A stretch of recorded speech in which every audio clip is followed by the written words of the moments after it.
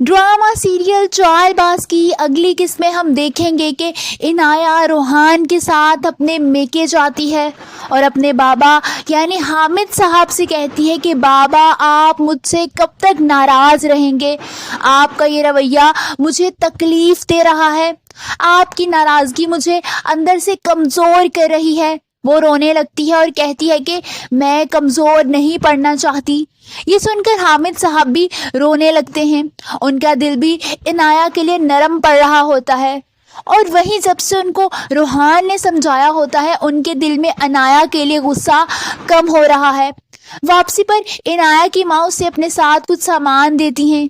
इनाया रोहान से कहती है कि बेटियां जब मेके से आती हैं तो माँ बाप उनको यूं ही सामान दिया करते हैं जिस तरह अम्मी ने मुझे दिया।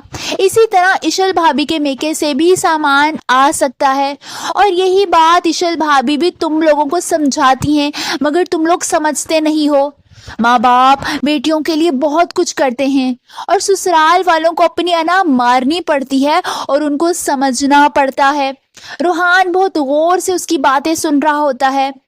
दूसरी तरफ रोहान और आशिर एक दूसरे के साथ क्रिकेट खेल रहे होते हैं।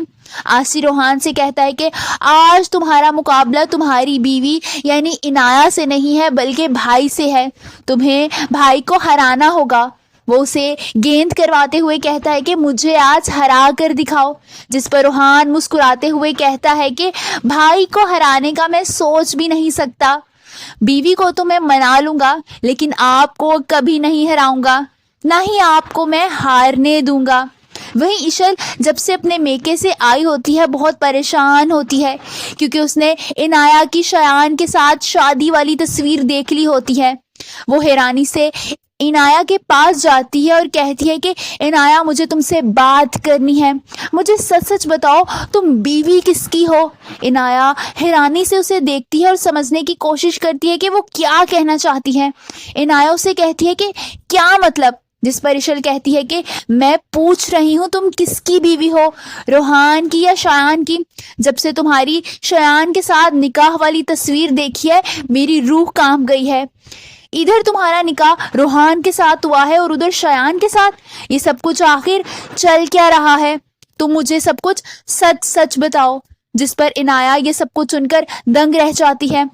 उसके वहमो गुमान में भी नहीं होता कि ये हकीकत यूं उसके सामने खुलकर आ जाएगी और ये बात इतनी आसानी से इशल को पता चल जाएगी।